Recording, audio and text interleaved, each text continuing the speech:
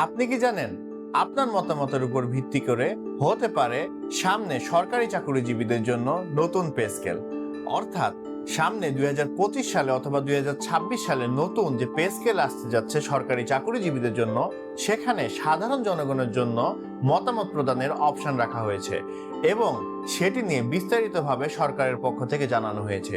চলুন আজকে জানাবো সরকার কি জানিয়েছে এবং কিভাবে আপনি আপনার মতামত দিতে পারেন। চলুন শুরু করা যাক।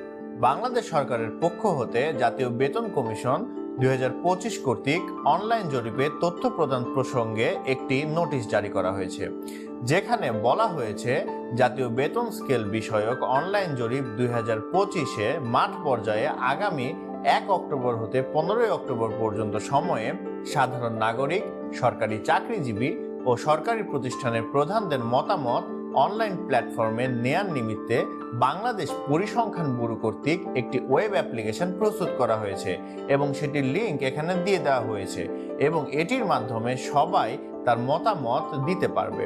চলুন দেখি এই ওয়েবসাইটটিতে কি রয়েছে। আমরা চলে এসেছি সেই ওয়েবসাইটটিতে। আপনারা এখানে ওয়েব অ্যাড্রেসটি দেখতে পাচ্ছেন। আপনারা চাইলে এখান থেকে ওয়েব অ্যাড্রেসটি দেখে আপনাদের ওয়েব ব্রাউজারে এটি ইউজ করতে পারেন।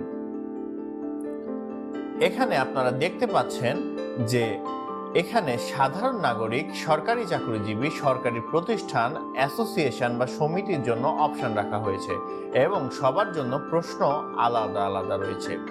আমি আজকে দেখাবো একজন সাধারণ নাগরিক কিভাবে এটি ফিল আপ করতে পারে। এবার আমি ক্লিক করলাম সাধারণ নাগরিক এই অপশনে। এটি লোড হওয়ার পরে এখানে দেখাচ্ছে সাধারণ নাগরিক কর্তৃক পূরণীয় এবং তার বিভাগ এবং জেলা এখানে সিলেক্ট করতে হবে। আমি একটি বিভাগ এবং একটি জেলা সিলেক্ট করলাম। এখানে আপনারা মনে রাখবেন আমি আমার নিজের মতামত এখানে প্রদান করছি না, আমি একজন সাধারণ নাগরিক কিভাবে এই তথ্যগুলো ফিল আপ করতে পারে সেটি দেখানোর চেষ্টা করছি। তো এখানে আপনার নাম এবং আপনার পেশা প্রদান করতে হবে। এরপরে আপনার মোবাইল নম্বর দিতে হবে, যে মোবাইল নম্বরটি আসলেই এক্সিস্ট করে। দেখুন 11 ডিজিটের মোবাইল নাম্বার দেওয়ার পরে এখানে আপনার বয়স সিলেক্ট করতে হবে এবং আপনার লিঙ্গ সিলেক্ট করতে হবে এবং আসলে আপনি কোথায় বসবাস করেন সেটিও সিলেক্ট করতে হবে। দেখুন এখানে সিলেক্ট করার ক্ষেত্রে সিটি কর্পোরেশন, বিভাগীয় শহর, জেলা, উপজেলা, ক্যান্টনমেন্ট বোর্ড, পৌরসভা, ইউনিয়ন, পার্বত্য চট্টগ্রাম, হাওর ও দুর্গম এলাকা সব ধরনের অপশনই রয়েছে। দেখুন বর্তমানে 50% তথ্য আমি ফিল আপ করে ফেলেছি। এবার আমি পরবর্তী ধাপে যাব। পরবর্তী ধাপে যাওয়ার আগে আপনারা দেখে নিন যে টেকনিক্যাল সহযোগিতার জন্য এখানে কিছু হোয়াটসঅ্যাপ নম্বর দিয়ে দেওয়া হয়েছে এবং প্রত্যেক বিভাগের জন্য এই নম্বরটি আলাদা। আসলে ডিজিটাল বাংলাদেশ করার জন্য এ ধরনের উদ্যোগ খুবই প্রশংসনীয়, কারণ অনেকেই আছেন যারা হয়তো বা অনেক কিছু বুঝতে পারতে নাও পারেন। তাদের জন্য এই টেকনিক্যাল টিম রয়েছে যারা এটিকে সহজ করে দেবেন। পরবর্তী ধাপে যাওয়ার পরে আমি দেখতে পেলাম প্রথম প্রশ্ন হচ্ছে সরকারের বিদ্যমান বেতনক্রমের 20টি গ্রেডকে আপনি সমর্থন করেন কিনা। আপনি এটি সমর্থন করতেও পারেন, নাও করতে পারেন। আপনার যেটি মতামত সেটি আপনি এখানে প্রদান করবেন। যদি আমি হ্যাঁ সিলেক্ট করি তাহলে সবকিছু ঠিক আছে, যদি আমি না সিলেক্ট করি সেক্ষেত্রে আমাকে বলতে হবে যে আমি কতটি গ্রেড চাই। দেখুন এক্ষেত্রে আমি যখন 10 সিলেক্ট করলাম তখন এই উত্তরটি নিয়ে নিল এবং এরপরে আমাকে অবশ্যই কোনো একটি যুক্তি দিতে হবে। যুক্তি ছাড়া এই প্রশ্নের উত্তরটি নেওয়া হবে না।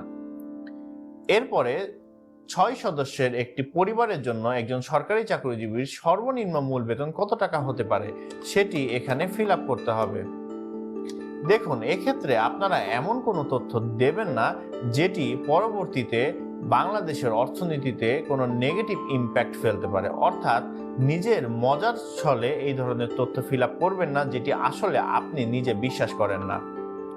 সকল সরকারি কর্মচারীর জন্য একই হারে বেতন বৃদ্ধি কি আপনি সমর্থন করেন কি করেন না, অর্থাৎ যে গ্রেড 1 থেকে ধরে গ্রেড 20 পর্যন্ত যদি আমি কল্পনা করি সবারই কি 10% বাড়া উচিত একসাথে, নাকি নিচের দিকে কম বাড়া উচিত উপরের দিকে বেশি বাড়া উচিত, নাকি নিচের দিকে বেশি বাড়া উচিত উপরের দিকে কম বাড়া উচিত, আপনি আসলে কি মনে করেন এই বিষয়ে সেটি এখানে প্রশ্ন করা হয়েছে। আপনি হ্যাঁ সিলেক্ট করলে এক্ষেত্রে কোনো সমস্যা হচ্ছে না। যদি না সিলেক্ট করেন তাহলে আরো একটি তথ্য এখানে দেখা যাচ্ছে।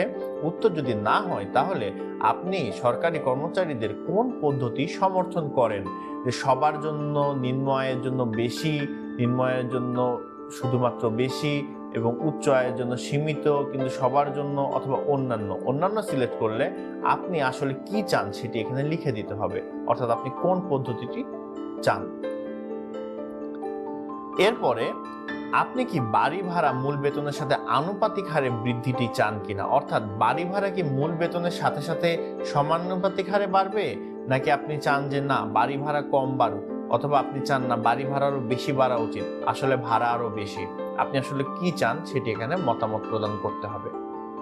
এরপরে মূল বেতনের বিপরীতে বাড়ি ভাড়ার বর্তমান যে 35% to 65% রেট আছে, এটিকে কি আপনি সমর্থন করেন? এটি হ্যাঁ অথবা না অথবা আংশিকভাবে আপনি মতামত দিতে পারেন। যদি উত্তর না অথবা আংশিকভাবে সিলেক্ট করেন তাহলে আসলে আপনি কত পার্সেন্ট চান সেটি এখানে আপনার সিলেক্ট করতে হবে। যদি আপনি এটি সিলেক্ট না করেন তাহলে আপনার এই যে পুরো কোশ্চেনিয়ার এটি ফিল আপ হবে না এবং আপনার তথ্য নেবে না। এবং আপনি যদি হ্যাঁ দেন তাহলে কিন্তু আপনাকে আর কোনো কিছু ফিল আপ করতে হচ্ছে না। আপনি কি মনে করেন সরকারি চাকরিজীবীর জন্য মাসিক চিকিৎসা ভাতা 1500 টাকা যথেষ্ট? আপনি যদি হ্যাঁ সিলেক্ট করেন তাহলে হ্যাঁ, আর যদি না সিলেক্ট করেন তাহলে কত টাকা আপনি মনে করেন। আপনি ইভেন অন্যান্য সিলেক্ট করে এখানে 10,000 টাকাও দিতে পারেন। এটি ডিপেন্ড করে আপনি কি মনে করছেন তার উপরে।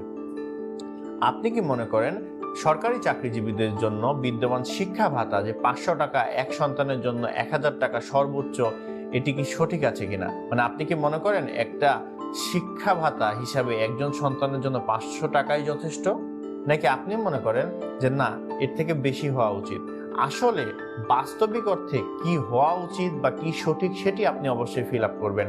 মজার ছলে বা নিজের যে কোনো ধরনের মতামত দেওয়ার জন্য এখানে তথ্য দেবেন না, এতে করে যে পুরো তথ্যটি সেখানে অনেক ধরনের ইম্প্যাক্ট করতে পারে, এবং যেটিকে আপনি সঠিক মনে করেন সেটি দেওয়ার চেষ্টা করবেন। সরকারি চাকরিজীবীদের জন্য নববর্ষ ভাতা বিদ্যমান মূল বেতনের 20% কি আপনি যথেষ্ট মনে করেন? আপনি যদি হ্যাঁ মনে করেন হ্যাঁ দেবেন, না মনে করলে কত পার্সেন্ট দিতে চান সেটি আপনাকে দিতে হবে। সরকারি কর্মচারীদের সকল গ্রেডের জন্য কি রেশন সুবিধা থাকা উচিত কি থাকা উচিত না? হ্যাঁ মনে করলে হ্যাঁ দেবেন, না মনে করলে আপনি নাও দিতে পারেন। সর্বক্ষেত্রে সরকারি কর্মচারীদের ঝুঁকি ভাতা কি প্রযোজ্য করা উচিত কিনা সেটি এখানে তথ্য দেবেন। এরপরে আপনি সরকারি চাকরিজীবীদের জীবন ব্যয় বা কস্ট অফ লিভিং এর অনুযায়ী মূল্যস্ফীতির সাথে এটা কি অ্যাডজাস্ট করা উচিত কিনা সেটি এখানে দেবেন। এরপরে সরকারি চাকরিজীবীদের বাজার দর মোতাবেক তাদের বেতন সমন্বয় করা উচিত কিনা সেই বিষয়ে মতামত দেবেন। যদি আপনি হ্যাঁ দেন তাহলে এখানে কত বছর পর পর সেই বেতনটি সমন্বয় করা উচিত সেটি জিজ্ঞেস করবে, এবং এটি কিভাবে এটি সমন্বয় হতে পারে সেটি জিজ্ঞেস করবে। অর্থাৎ বাংলাদেশে প্রতি বছরই প্রায় 5% থেকে 10% ইনফ্লেশন হচ্ছে, কিন্তু সেই অনুযায়ী কিন্তু বেতন বাড়ে না। যেমন ধরেন কোনো একজন কর্মচারী 2015 সালে 22,000 টাকা স্কেলে যদি জয়েন করে, তখন তার জন্য 22,000 টাকা হয়তোবা বেশ ভালো একটা অ্যামাউন্ট ছিল, কিন্তু সেই যখন 2025 সালে এসে 22,000 টাকা স্কেলে জয়েন করছে, 2025 সালে কিন্তু 22,000 টাকার ওই মূল্যমানটি আর নেই। এটি আপনিও জানেন, আমিও জানি, সবাই জানে। তো সেক্ষেত্রে আসলে এটি কি রেগুলার রিভাইজ হওয়া উচিত কিনা সেটি মতামত আপনি প্রদান করবেন। বিদ্যমান যে পেনশন সুবিধা আছে সেটি কি যথেষ্ট কিনা সেটি আপনি প্রদান করবেন। যদি হ্যাঁ হয় তাহলেও যুক্তি দিতে হবে, যদি না হয় তাহলেও যুক্তি দিতে হবে। অর্থাৎ আপনার এখানে যুক্তি দিতেই হবে, আর যুক্তি না দিলে আপনার আনসারটি কিন্তু গ্রহণ করবে না। ভোক্তা মূল্য সূচক অর্থাৎ সিপিআই অনুযায়ী বাংলাদেশের যে ক্রমবর্ধমান ব্যয়, এটা অনুযায়ী যে পেনশন সুবিধা আছে সেটা কি এনাফ কিনা সেটা নিয়ে আপনি মতামত প্রদান করতে পারবেন। এখানে না দিতে পারেন, হ্যাঁ দিতে পারেন। যদি হ্যাঁ হয় তাহলে কি হারে এটি বাড়ানো উচিত সেটি আপনি বলতে পারেন, যে সমানুপাতিক হারে নাকি নির্দিষ্ট হারে, এটি বলে দিতে হবে। পেনশনারদের জন্য বর্তমানে যে চিকিৎসা ভাতা আছে সেটি কি ঠিক আছে কিনা সেটাও আপনাকে বলে দিতে হবে। সরকারি গণকর্মচারীদের কর্মদক্ষতা কোন ভিত্তিতে নির্ধারণ করা উচিত, যে সে কি আসলে কর্মদক্ষ নাকি না, সেটি আপনি এখানে অবশ্যই সিলেক্ট করতে পারবেন। সরকারি কর্মচারীদের জন্য স্বল্প বেতন কি দুর্নীতির অন্যতম কারণ কিনা এ বিষয়ে আপনি আপনার মতামত দিতে পারবেন। এটা এখানে আপনি হ্যাঁ দিতে পারেন, না দিতে পারেন, কিছুটা দিতে পারেন, সবকিছু আপনি দিতে পারবেন, আপনার ইচ্ছা। সরকারি কর্মচারী বা কর্মকর্তাদের বেতন বৃদ্ধি করলে কি দুর্নীতি হ্রাস পাবে, এটি কি আপনি মনে করেন? এখানেও আপনি যে কোনো আনসার সিলেক্ট করতে পারেন। এরপরে দেশের সর্বস্তরে সুশাসন, স্বচ্ছতা, জবাবদিহিতা নিশ্চিতকরণে কি কি করণীয় পন্থা আছে সেটি আপনি মতামত দিতে পারেন। এরপরে সরকারি কর্মকর্তা কর্মচারীদের পদোন্নতিতে কোন বিষয়গুলো গুরুত্ব দেওয়া উচিত সেটি আপনি অবশ্যই সিলেক্ট করবেন, যে তাদের প্রশিক্ষণ, সততা, কর্মদক্ষতা কি আসলে হওয়া উচিত। দেখুন, এটি যখনই আমি সিলেক্ট করলাম আমার এখানে 100% সম্পন্ন দেখাচ্ছে এবং আমি তখন পরবর্তী ধাপে যেতে পারছি। এই পরবর্তী ধাপে আপনি যত ধরনের তথ্য দিয়েছেন সবগুলো আপনি রিভিউ করতে পারবেন এবং রিভিউ করার পরে আপনি যদি চূড়ান্ত জমায় ক্লিক করেন, যেটা আমি এখন করব না, কারণ এটি আসলে সঠিক তথ্য নয় এবং সঠিক তথ্য ছাড়া জমা দেওয়াটা অবশ্যই অনুচিত। এজন্য আমি চূড়ান্ত জমা এখন দিচ্ছি না। তবে আমি আশা করব যে আপনারা সবাই আপনাদের নিজের মতামত এবং সঠিক মতামত এই ওয়েবসাইটে এসে পূরণ করবেন, কারণ বাংলাদেশ একটি গণপ্রজাতন্ত্রী দেশ। এই গণপ্রজাতন্ত্রী বাংলাদেশ সরকার চলে সরকারি কর্মকর্তা কর্মচারীদের মাধ্যমে। তাই তাদের বেতন ভাতা বা তাদের আসলে কিভাবে আসলে পদোন্নতির মানদণ্ড হওয়া উচিত, সুশাসন প্রতিষ্ঠার উপায় আসলে কি হওয়া উচিত, বা বেতন কমলে দুর্নীতি কমবে কিনা বা স্বল্প বেতনে দুর্নীতি বাড়বে কিনা, এ ধরনের তথ্যগুলো জনগণের কাছ থেকে কালেক্ট করা আসলেই একটি অনেক বড় উদ্যোগ এবং এখান থেকে হয়তোবা সরকার চাইলে অনেক ইনসাইট পেতেও পারে। তো আজকের ভিডিও এই পর্যন্তই। আশা করব আপনারা সবাই আমার এই ভিডিও দেখে উপকৃত হবেন। আপনারা সবাই থাকুন স্মার্ট টাকা টক্স উইথ তানভীরের সাথে। ধন্যবাদ সবাইকে। আসসালামু আলাইকুম।